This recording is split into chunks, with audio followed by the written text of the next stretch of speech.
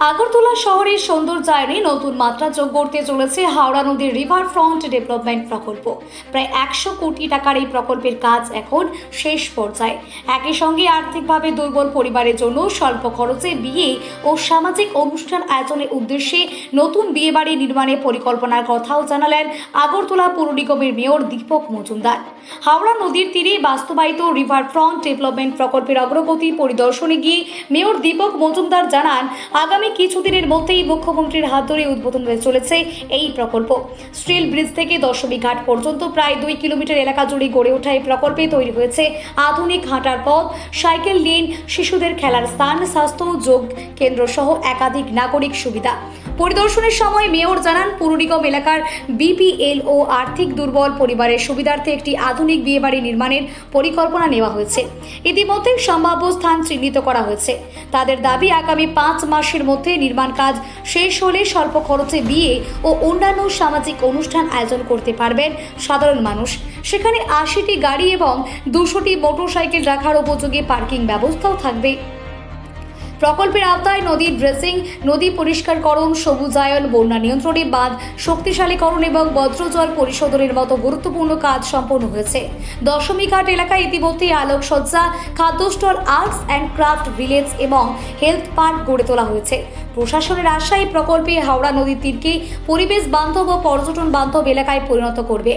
ভবিষ্যতে বরতলা এলাকার নদীবাঁধ বরাবর 9.33 কিলোমিটার দীর্ঘ বন্যা প্রতিরক্ষা অবকাঠামো নির্মাণের জন্য 248 কোটি টাকার বৃহৎ পরিকল্পনা গ্রহণ করেছে সরকার।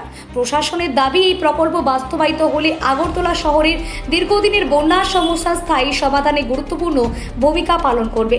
পরিবেশ সংরক্ষণ, পর্যটন বিকাশ এবং নাগরিক সুযোগ সুবিধা বৃদ্ধির লক্ষ্য নিয়ে এগোচ্ছে হাওড়া রিভার ফ্রন্ট ডেভেলপমেন্ট প্রকল্প।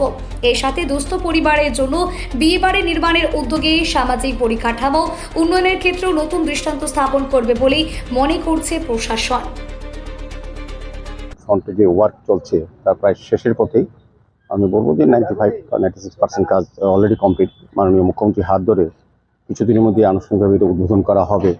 তো এই কাজগুলো দেখতে আসলাম। আর আমাদের মিউনিসিপ্যালিটি কর্পোরেশন থেকে আমাদের একটা সিদ্ধান্ত নিয়েছিল যে যারা আর্থিকভাবে দুর্বল তাদের ছেলে মেয়েদের বিয়ের অনুষ্ঠান করার জন্য সামাজিক একটা হল আমরা এখানে করব, কমিউনিটি হল। এই হলটা জায়গাটা নির্ধারণ করেছি, দেখেছি। কাজ করার জন্য আমরা চিন্তা ভাবনা করছি এর মধ্যে যাতে যত দ্রুত সম্ভব এটা যাতে সম্পন্ন করা যায় বা ব্যবহারযোগ্য করা যায় সেদিকে চেষ্টা করা হচ্ছে। সার্বিকভাবে যতটা কাজ দেখেছি এখানে খুব ভালো লাগলো, খুব সুন্দরভাবে কাজগুলি হচ্ছে।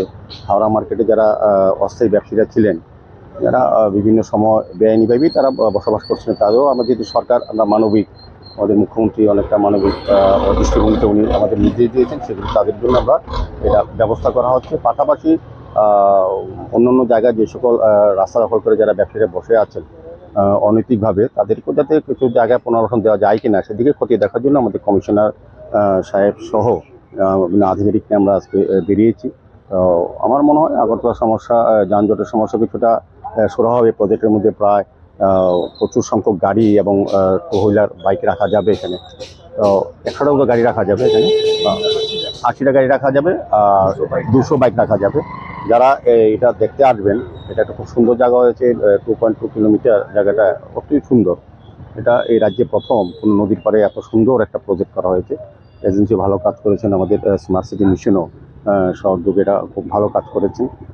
তাদেরকে ধন্যবাদ জানাই যে এটা সহসেই মাননীয় মুখ্যমন্ত্রীর হাত ধরে ওপেন করা হবে। সার্বিকভাবে আগরতলা শহরের সার্বিক উন্নয়নের জন্য আমরা প্রতি মুহূর্তে ভিজিট করি, প্রতি জায়গায় আসবো, এটা উদ্দেশ্যেই দেখা।